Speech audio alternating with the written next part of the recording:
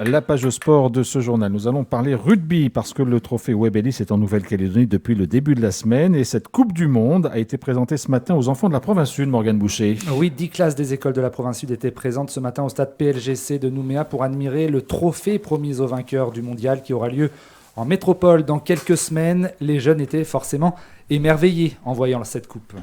On a envie presque de la prendre et de courir avec, quoi. Enfin, c'est tellement impressionnant.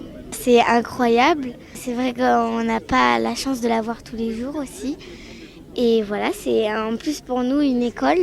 C'est super et c'est génial. De voir la Coupe du Monde ici maintenant, c'est bien pour nous. Parce que c'est la première fois que je vois une Coupe du Monde. Moi, je fais du rugby et je regarde la Coupe du Monde. Et donc, voilà, c'est vraiment incroyable. Le nouveau ministre délégué aux Outre-mer, Philippe Vigier, a lui aussi pu admirer le trophée Webb Ellis, la Nouvelle-Calédonie qui brille régionalement grâce au sport. Ici, comme nous sommes très près, comme vous savez, d'autres territoires qui sont des territoires de rugby, je pense à l'Australie, je pense à la Nouvelle-Zélande, eh bien, il y a dans cette région, puisque le président d'ailleurs de la République parlait de cela aussi, de l'influence de la Calédonie par rapport à l'Australie et par rapport naturellement à la Nouvelle-Zélande, ça montre aussi que par les sports, on peut avoir ce rayonnement régional. Et moi, je crois beaucoup dans le sport, qui est un vecteur extraordinaire, exceptionnel. Donc, c'est un beau clin d'œil que d'être là ce matin. Et le trophée Webb Ellis qui se balade à travers la Nouvelle-Calédonie depuis le début de la semaine donc et qui va continuer son périple jusqu'à dimanche. La Coupe du Monde de rugby qui est sur ce plateau de Radio Rythme Bleu, c'est le président du comité d'organisation du Mondial 2023, Jacques Rivoal, qui nous l'a apporté. Bonjour. Bonjour. Merci d'être avec nous et merci de l'honneur que vous nous faites parce que je crois que cette Coupe du Monde va rarement dans les médias. Hein. Ah oui, je crois qu'on n'a jamais apporté le trophée Webb Ellis dans une radio ou dans une télé. Donc effectivement, c'est un grand privilège qu'on vous réserve aujourd'hui. C'est très gentil à vous.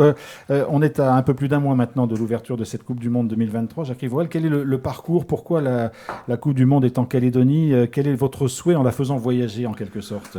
Écoutez, on voulait la montrer effectivement dans tous les territoires. Donc là, on a profité de la visite du président de la République. C'est vrai qu'il y avait une belle fenêtre, une belle opportunité.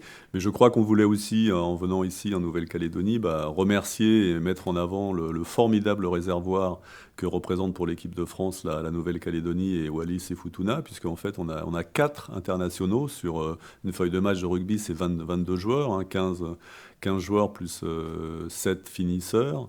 Et donc, sur les 22, il y en a 4 qui viennent de Wallis et Futuna ou de Nouvelle-Calédonie. Donc, c'est quand même une représentation tout à fait exceptionnelle. Et donc, on voulait mettre en valeur la formidable école de rugby que représente ce territoire. On sait que dans le top 14 et en Pro D2, il y a aussi de nombreux joueurs de la région qui évoluent évidemment dans le rugby hexagonal. On est à maintenant un peu plus d'un mois, on le disait, d'ouverture de cette Coupe du Monde. Où est-ce qu'on en est? Est-ce que tout est prêt? Est-ce que vous êtes serein? Est-ce que vous attendez le top départ avec impatience maintenant? Oui, on est très serein. En même temps, on est serein et excité parce qu'effectivement, l'échéance approche. Aujourd'hui, on est vraiment dans la finalisation. On est sur plein de sujets un peu de nature logistique, opérationnelle. On prépare tout pour que ça se passe bien pour les spectateurs. Sur les sujets de mobilité, de transport, on finalise tout ça avec les services de l'État.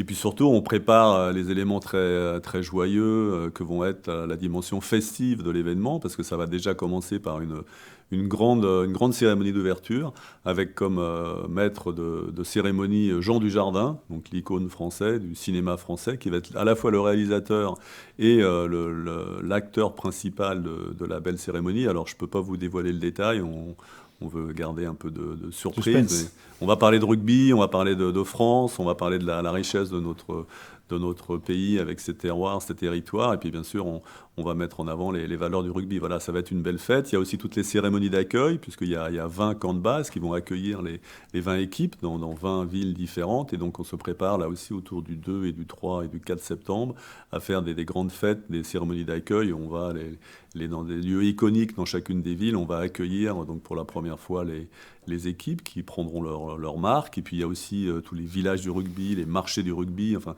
toute la France va être en fête autour du rugby pendant 2 mois, parce que la Coupe du Monde, c'est long. Hein, ça dure du 8 septembre au 28 octobre. Il y a 48 matchs dans 10 villes ou métropoles hautes. Voilà, donc ce qu'on vous prépare, c'est une grande fête, en fait.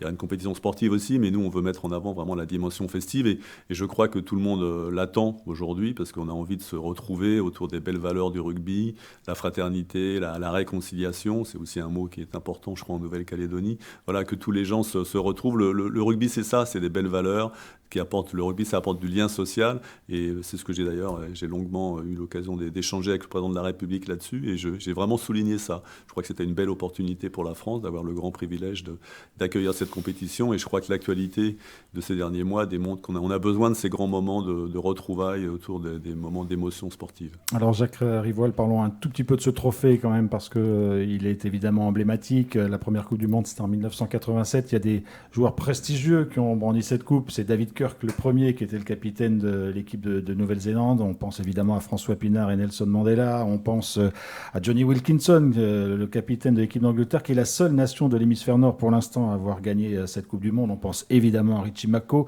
C'est vraiment aujourd'hui un emblème, et pour les joueurs, c'est quelque chose de très important. Il y a le bouclier de Brennus pour les joueurs français, et il y a la Coupe Webelis pour les joueurs du monde entier. Oui, d'abord c'est un bel objet, oui, comme vous pouvez le voir. Et effectivement, il incarne en fait le rugby, le trophée Webb Ellis. C'est ce trophée. Webb Ellis, c'est l'inventeur du rugby, donc c'est une belle histoire. Il y a 200 ans, puisqu'on fête aujourd'hui, on va fêter cette année les 200 ans de l'invention du rugby, et on raconte qu'effectivement c'est Webb Ellis, ce collégien anglais qui jouait au football et qui a décidé un jour de faire un geste disruptif en disant, je prends le ballon dans les mains, alors que c'était un ballon rond, et je vais le poser derrière la ligne, et on dit qu'ainsi il a inventé le rugby. Alors c'est une belle histoire, c'est un peu une légende, mais en tout cas on aime bien, ça incarne en fait les belles valeurs du rugby, parce que le rugby effectivement c'est quelque chose de disruptif, mais en même temps qui rassemble les gens. Le rugby, c'est le respect, c'est le collectif, c'est l'engagement, et c'est toutes ces valeurs qu'on veut exprimer dans la Coupe du Monde aussi. Alors il y a déjà 9 lignes, 9 palmarès, 9 titres décernés depuis le début de la Coupe du Monde, 8 pour des équipes de l'hémisphère nord, de l'hémisphère sud, 1 pour une équipe de l'hémisphère nord. Il reste la 10e ligne là, qu'on attend évidemment pour le mois d'octobre. On aimerait bien évidemment que la France figure sur le palmarès. Vous y croyez ? Écoutez, je crois que ce qu'on peut dire sur ce sujet-là, c'est que peut-être pour la première fois, là, la France au moins est légitime à être présentée comme un des favoris, parce que le parcours récent de l'équipe de France plaide pour cela. La France est dans le ranking international de World Rugby. La France est numéro 2 après l'Irlande, donc c'est vrai que en plus, jouer chez soi, avec la ferveur populaire qu'il y aura autour du parcours de l'équipe de France, c'est vrai que l'équipe de France est légitime. Alors après, nous, en tant que comité d'organisation, on a un devoir d'équité. On traite de la même façon les 20 équipes, et on verra bien que le meilleur gagne. Vous avez quand même un choix de cœur, j'imagine. Bien sûr. Morgane Boucher. Le trophée Webb Ellis qui se promène, on le disait, depuis le début de la semaine, et qui va à la rencontre des Calédoniens. C'est également ça le but de cette visite, c'est d'aller auprès du grand public.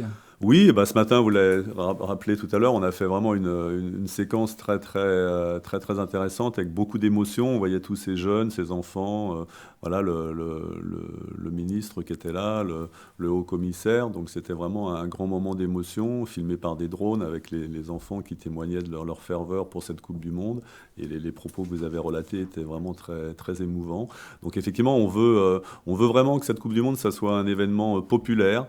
C'est pas un événement réservé à une élite, donc c'est vraiment le rugby, c'est un sport de terroir, et donc on a un événement qui sera dans toutes les régions. On va mettre en avant la richesse de nos terroirs, de nos territoires. On veut aussi inscrire les dimensions un peu sociétales du rugby. Le rugby, c'est un vecteur d'inclusion, ça intègre le rugby, ça sépare pas les gens. Et donc, on met en avant toutes ces valeurs-là. On a développé tout un plan de RSE, comme on dit maintenant dans les entreprises, de responsabilité sociale d'entreprise. On a créé un centre de formation des apprentis. D'ailleurs, j'ai rencontré ici, il y a 12 apprentis qui sont embauchés par le comité d'organisation et qui se forment pendant 2 ans au métier du sport et qui sont en stage pratique dans des clubs de rugby. On les a rencontrés avec le président avant-hier. Et voilà, donc c'est des belles démarches sociétales. Voilà, cette Coupe du Monde, ça ne sera pas uniquement une compétition sportive réussie, ça ne sera pas uniquement une grande fête populaire, mais on veut aussi laisser une empreinte, en fait, un impact positif sur la société. Et donc ce trophée Webb Ellis qui est en ce moment dans nos studios, mais vous serez ce soir à 17h notamment au kiosque à musique de Nouméa sur la place des Cocotiers. Vous pourrez également le voir demain à l'Université de Nouvelle-Calédonie au Salon de l'étudiant entre 14h et 16h. Et puis autrement sur la grande journée de rugby au stade de Rivière-Salée, ce sera toute la journée de 10h à 18h samedi, et puis sur la place des Accords également du Mont d'Or dimanche matin avant un départ lundi soir. Voilà, dimanche soir. Dimanche soir. Voilà pour le programme de cette Coupe Web Ellis en Nouvelle-Calédonie. Jacques Rivoal, merci beaucoup d'avoir été sur ce plateau. Merci à vous. On vous souhaite bonne chance évidemment pour la Coupe du Monde et merci de l'honneur que vous nous avez fait d'amener cette Coupe du Monde sur Radio Rythme Bleu. C'est mérité. Voilà. Merci beaucoup et à très bientôt.